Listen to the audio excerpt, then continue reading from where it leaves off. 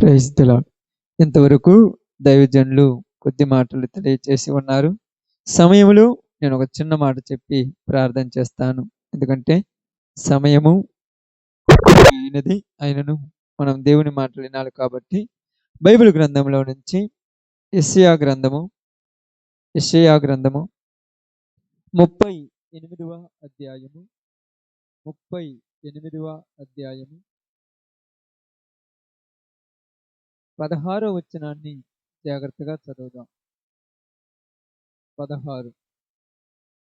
ప్రభువా, వీటి వలన మనుషులు జీవించుదురు, వీటి వలననే నా ఆత్మయు జీవించుచున్నది. బాగానండి. నీవు నన్ను బాగు చేయుదువు, నన్ను జీవింప చేయుదువు.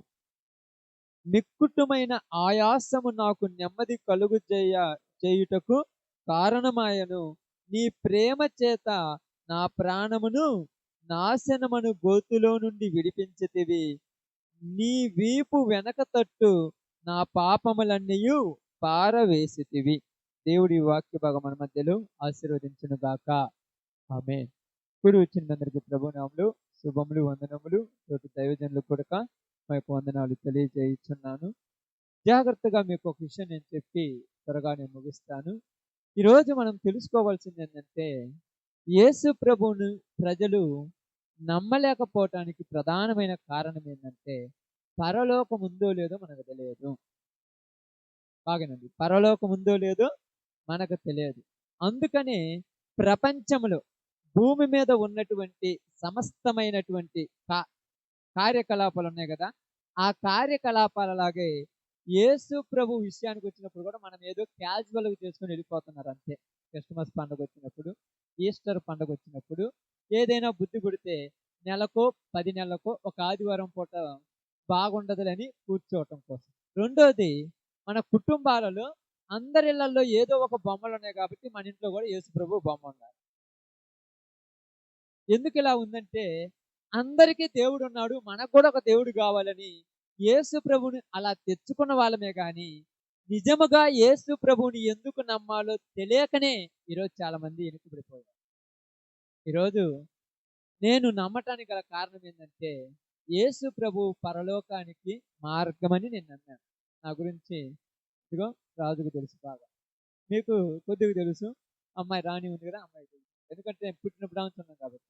చదువు చదివి మా ఊర్లో ఎవరు చదవనంత పెద్ద చదువు చదివి మా అమ్మ మా నాన్న వాళ్ళు ఆశపడుతూ ఒక ఉద్యోగం చేస్తే నెలకు ఈ రోజు అయితే నాకు 1,75,000 వస్తాయి. ఈ రోజు బయటకు పోతే అంత జీతం వస్తున్న నేను ఆఫ్టర్ ఒక బైబిల్ పుస్తకానికి మారటం ఏందనే ఆలోచన ఊరు మొత్తానికి వచ్చింది, నా చుట్టూ ఉన్న వాళ్ళందరికీ వచ్చింది.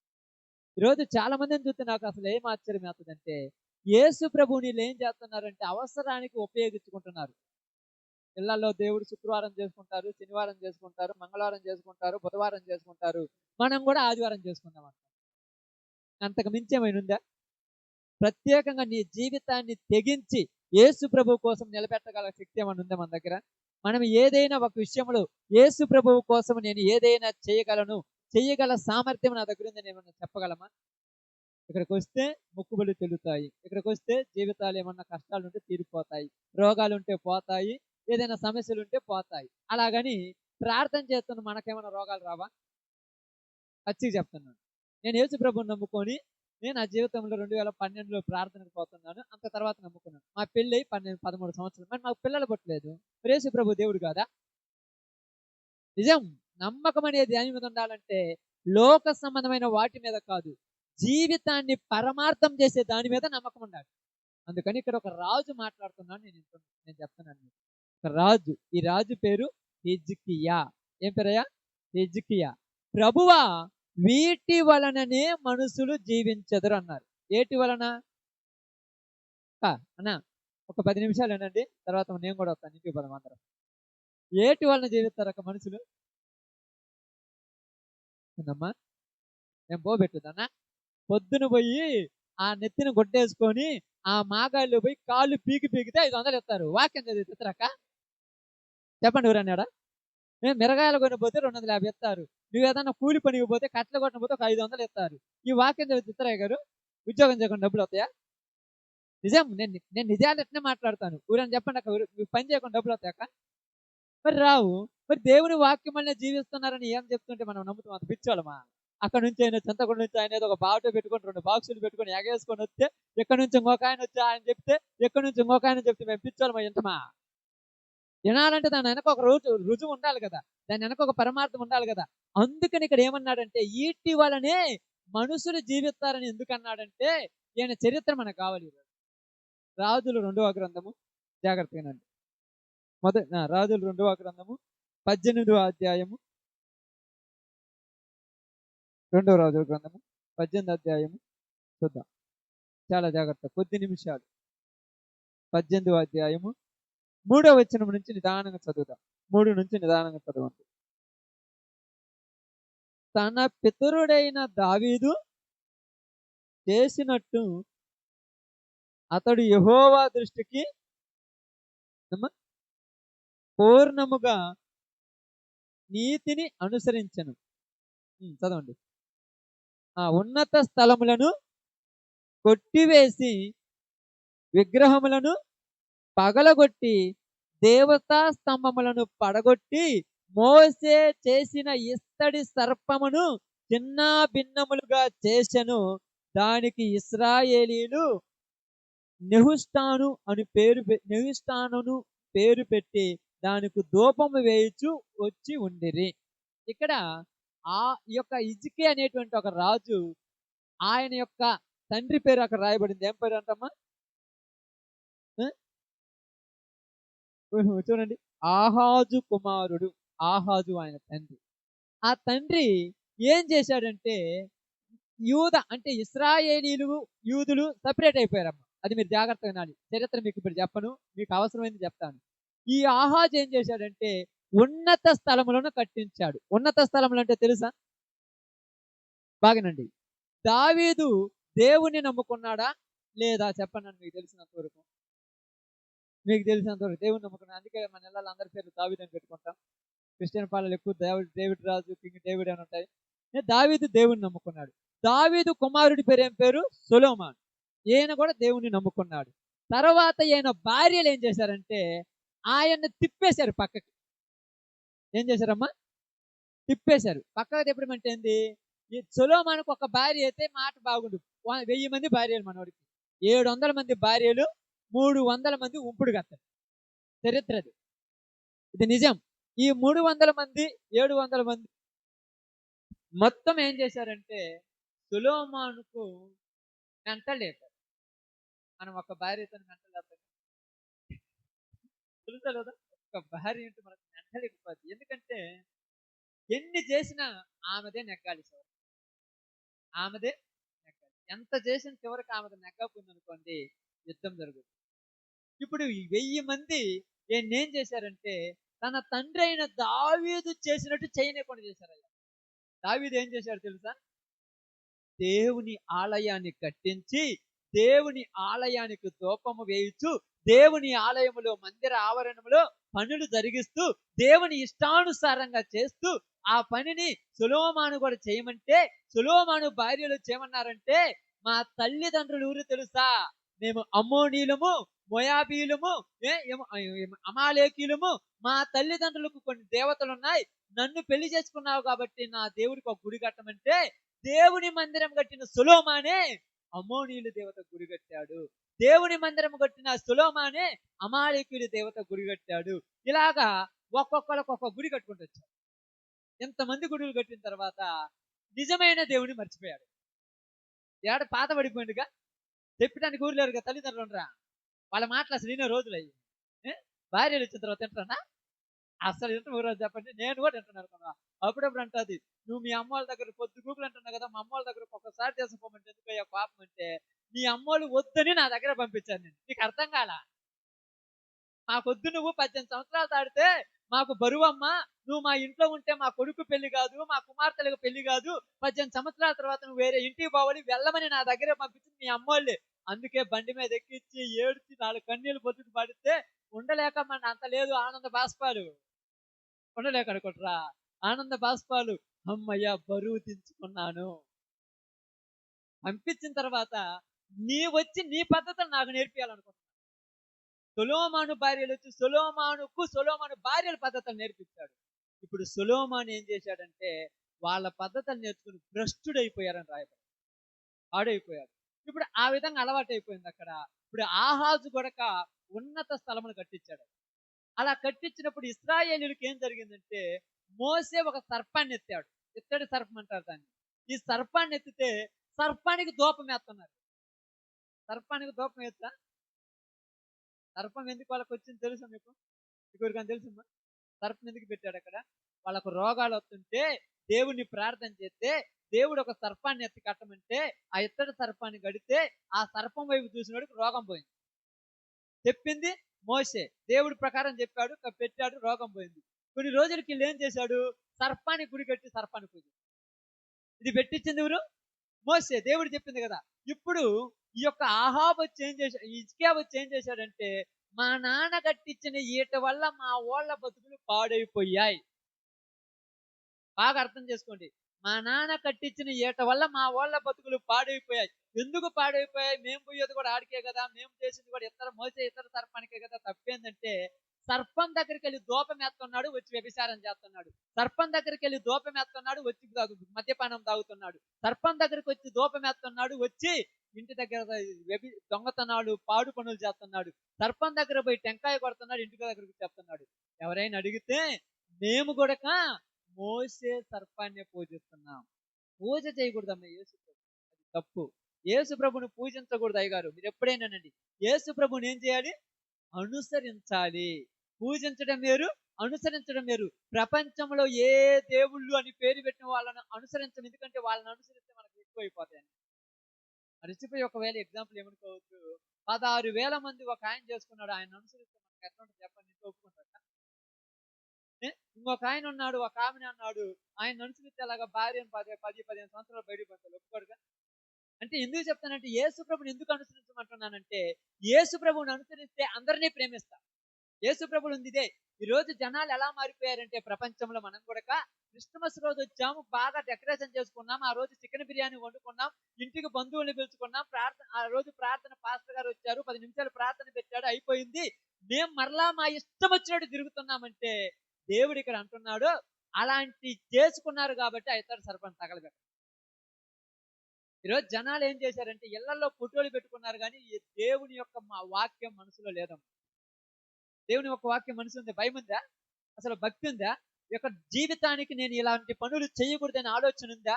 ఎందుకంటే ఈ యొక్క హిజ్కియా ఏమంటున్నాడంటే, అయ్యా వీటి వల్లనే మనుషులు జీవిస్తున్నాడు. ఎందుకన్నాడంటే, ఇవన్నీ కొట్టేసి వాటన్నిటిని బాగు చేసి దేవుణ్ణి ఆరాధిస్తున్నాడు.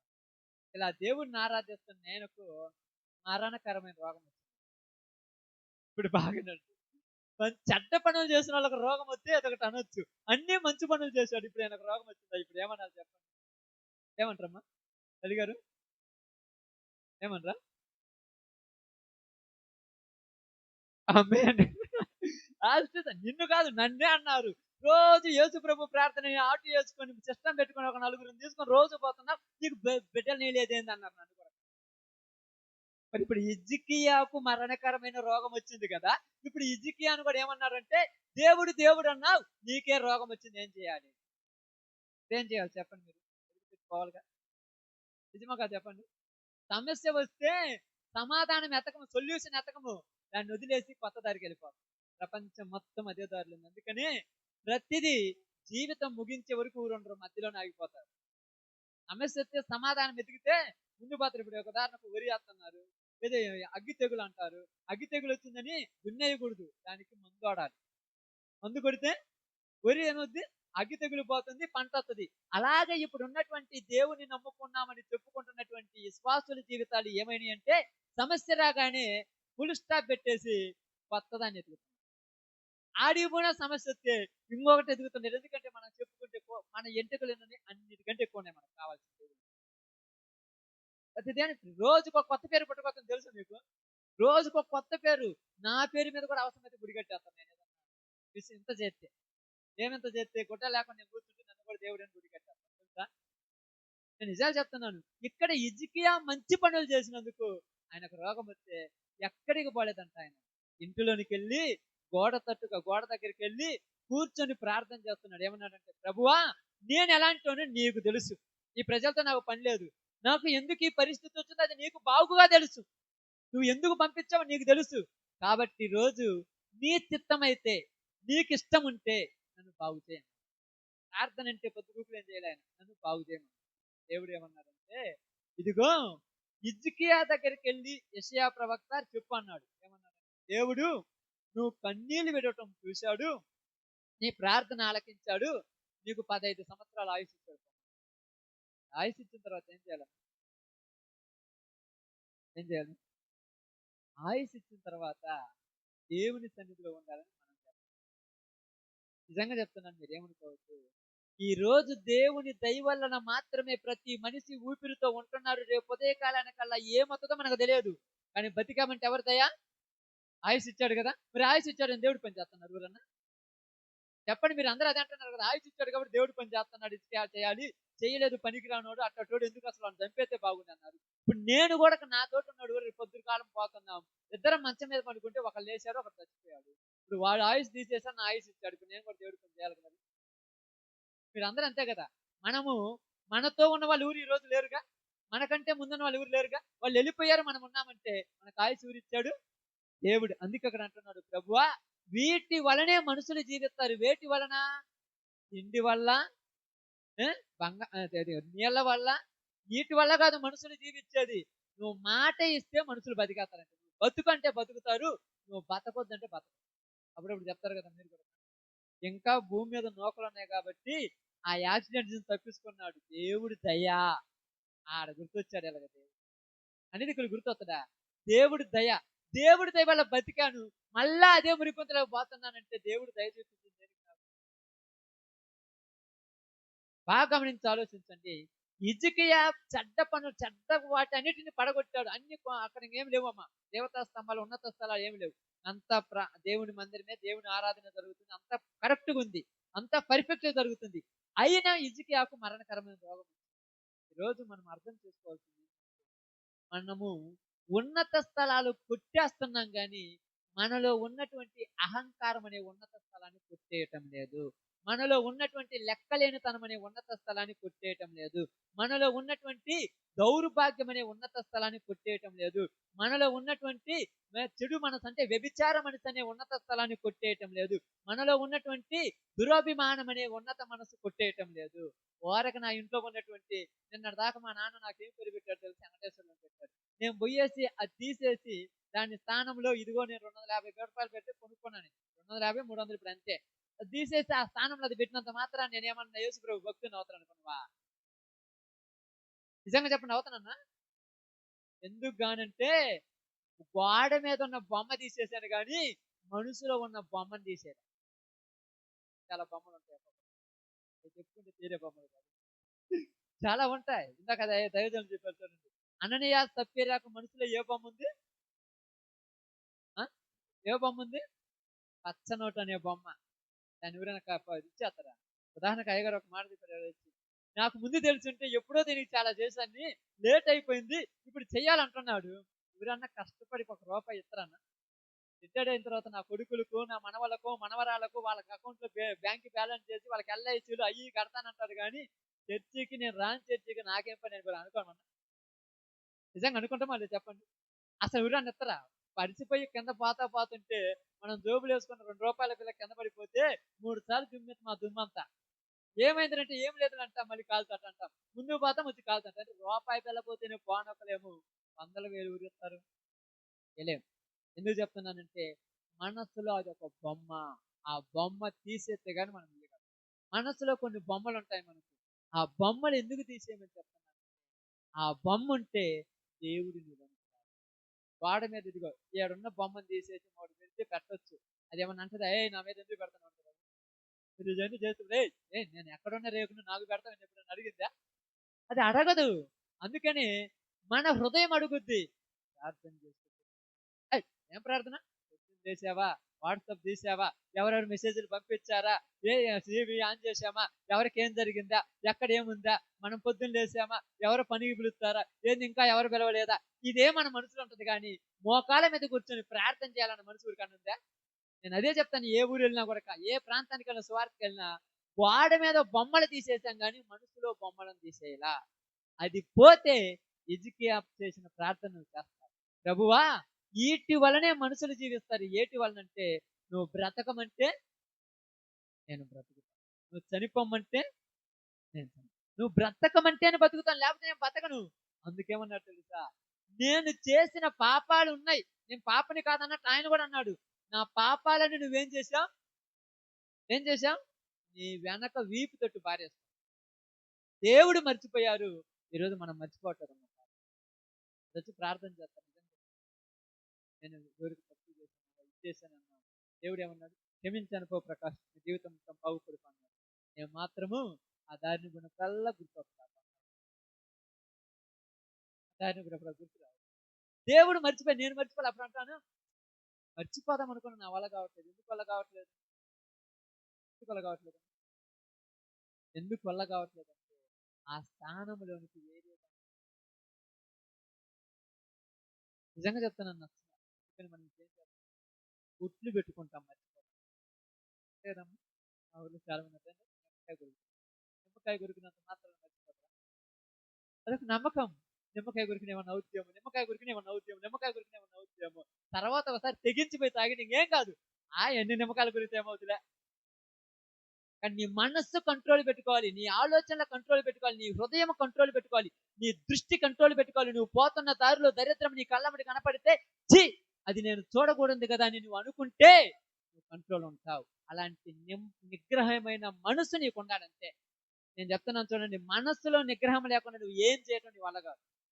కంట్రోల్ మనసుకు పెట్టాలి, కండిషన్స్ నీకు నువ్వే పెట్టుకోవాలి. నేను ఇలాగొచ్చి ప్రతిరోజు ప్రార్థన చేసి వాక్యం గంటతోటి చెప్పి 2 గంటలతోటి మైకులు పగలనొక్కి రాకపోయినా నీ మనసు కంట్రోల్ పెట్టుకోకపోతే ఎందుకు పెట్టుకోవాలంటే ఆయన అదే అన్నాడు.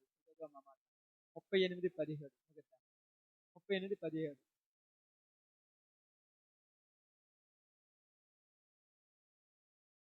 మిక్కుటమైన ఆయాసము నాకు నెమ్మది కలుగుటకు కారణమాయను. ఏది కారణమైందంటే ఆయనకు నెమ్మది కావడానికి? ఆయాసం వచ్చింది. ఎందుకు ఆయాసం వచ్చింది?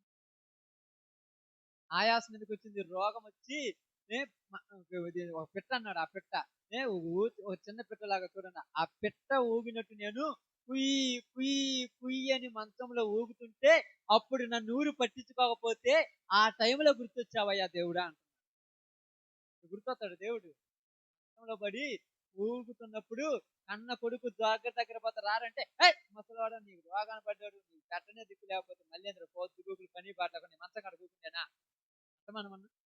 కన్న తండ్రిని కన్న కొడుకులు అనేది ఇప్పుడు కాదు, ఎప్పుడైనా. ఎందుకంటే మనం పని చేయకపోతే వాళ్ళకి పట్టించుకోం. ఆ ఆయాస పడుతున్నప్పుడు, ఆ దుఃఖపడుతున్నప్పుడు అనుకున్నాడు, వీళ్ళందరూ క్షణం మాత్రం ఉండేవాళ్ళు, నాకు అవసరం ఉన్న వరకు ఉన్నారు, తర్వాత వెళ్ళిపోతారు. అయ్యా, నాకు నువ్వే దిక్కున. అప్పుడు దేవుడు రోగం ఎందుకు పెట్టాడంటే, నేను నీకు ఏ సమయంలో ఎలా గుర్తుండాలని చెప్పడానికి మనకు రోగం. తర్వాత ఏమన్నా తెలుసా? మిక్కుటమైన ఆయాసము నాకేం కలిగిందంట? నెమ్మది. ఎందుకు నెమ్మది వచ్చింది? ఈ బాధతో అన్ని ఒప్పేసుకుంటాను, చేసిన ప్రతి పనికి వాళ్ళని పనులు. ఆయన ఏం చేశాడంటే, ఉన్నత స్థలాలు కొట్టేశాడు కానీ లోపల ఉన్న కొన్ని స్థలాలను కొట్టేయడం. మనం కూడా పై కొట్టేసుకుంటే లోపల కొట్టేస్తామన్నా? మేము పాస్టర్లమైన మనం కొట్టేస్తామా? అప్పుడప్పుడు కొన్ని నేను చెప్తాను, పబ్లిక్ దేవుని సేవకుడికి చెప్తాను, ఇక్కడ లైవ్ లో చెప్తున్నాను కదా. నేను చెప్తున్నాను, నా జీవితంలో కూడా ఒక 3-4 రోజులు ప్రార్థన చేయకుండా బైబిల్ చదవకపోతే కొన్ని గుర్తొస్తాయి నాకు. నిజమన్నట్టు నిజం చెప్తున్నాను. ఎందుకు చెప్తున్నానంటే, ప్రతిరోజు ప్రార్థన చేసుకోవటానికి నాకు ఆదర్శం. ప్రార్థన చేయటం అంటే అదొక రకమైనది కాదు. అంటే మంచి మార్గంలో నడవమంటారు. సామెతల గ్రంథం చదివితే, ఈ దారిలో పోతే వేశ్య సాంగత్యం చేయవాడికి చివరికి రొట్టె తొనక తప్ప ఏం మిగలవంట. త్రాగుబోతులు దరిద్రులు అయిపోతారని సామెతల గ్రంథం రాయబడింది. అప్పుడప్పుడు చదివినప్పుడు ఇడికి పోతే నా పిల్లలు దరిద్రులు అవుతారు గుర్తొస్తుంది. అడిగి పోతే నా ఉన్న ఇల్లు కూడా అమ్ముకొని దానికి పెట్టాల్సి వస్తుంది. జోదం ఆడితే ఉన్నదంతా అమ్ముకోవాల్సి వద్దని దీంట్లో రాశారు కాబట్టి గుర్తు కోసం అంతే, ఇదేం కాదు. కాబట్టి ఇక్కడ ఏమన్నాడు? నేను మిక్కటమైన చూడండి, నాకు నెమ్మది కలుగుటకు కారణమాయను. నీ ప్రేమ చేత నా ప్రాణమును నాశనమను గోతులో నుండి విడిపించితివి. ఎవరి ప్రేమ? అందరూ ప్రేమించారు. ప్రతి ఒక్కరు ప్రేమించారు. అందరి ప్రేమలు కొంతవరకే. దేవుని ప్రేమ శాశ్వతం వరకు. అందరి ప్రేమ కొంతవరకే. నా భార్య నన్ను కానీ, నేను నా భార్యని కానీ కొద్ది రోజులే. తర్వాత ఎదుటి అతడు భార్య భర్తకు, భార్య భర్త నిజమన్నట్టు అవునంతే. మనం దేవుల్లో ఉన్న లోకములు తిరుగుతున్నాం కాబట్టి తల్లిదండ్రుల ప్రేమ, బిడ్డల ప్రేమ కొంతవరకే. అది తర్వాత ఏమవుతుందమ్మా? అది కూడా ఎగుటేస్తుంది.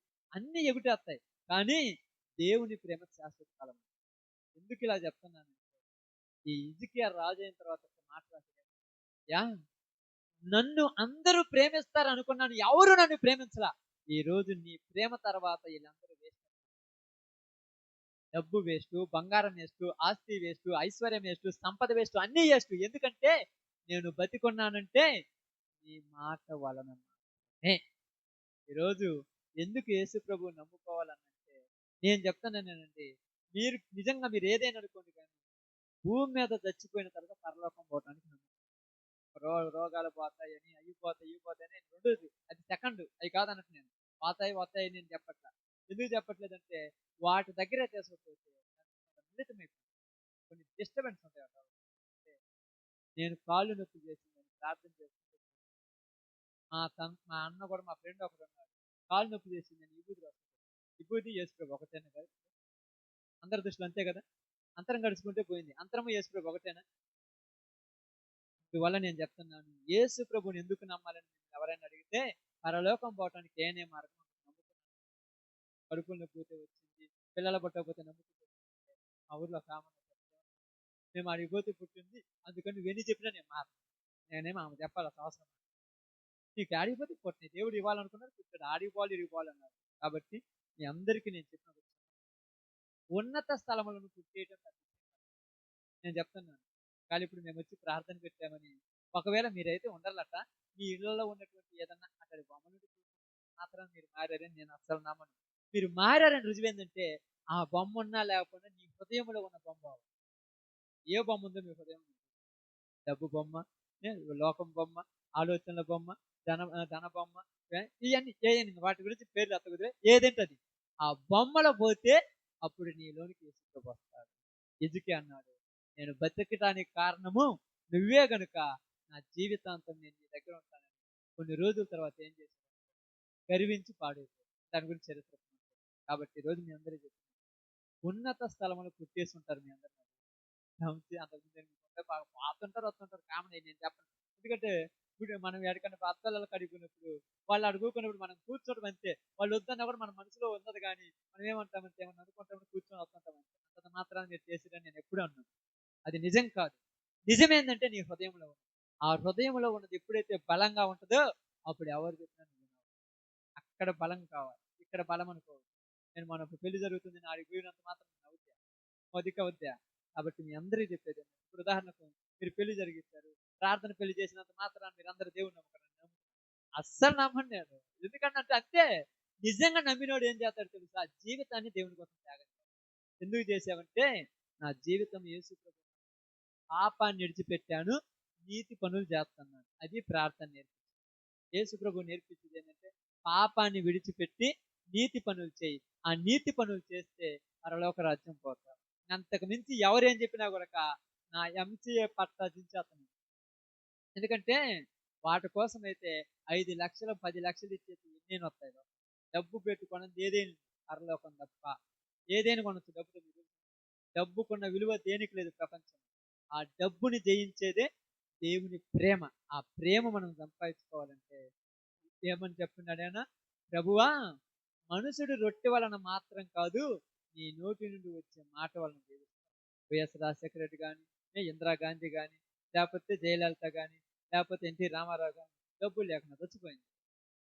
మీరు చెప్పండి, డబ్బు లేకుండా. దేవుడు పిలుచుకున్నాడు, వెళ్ళిపోయారంటే.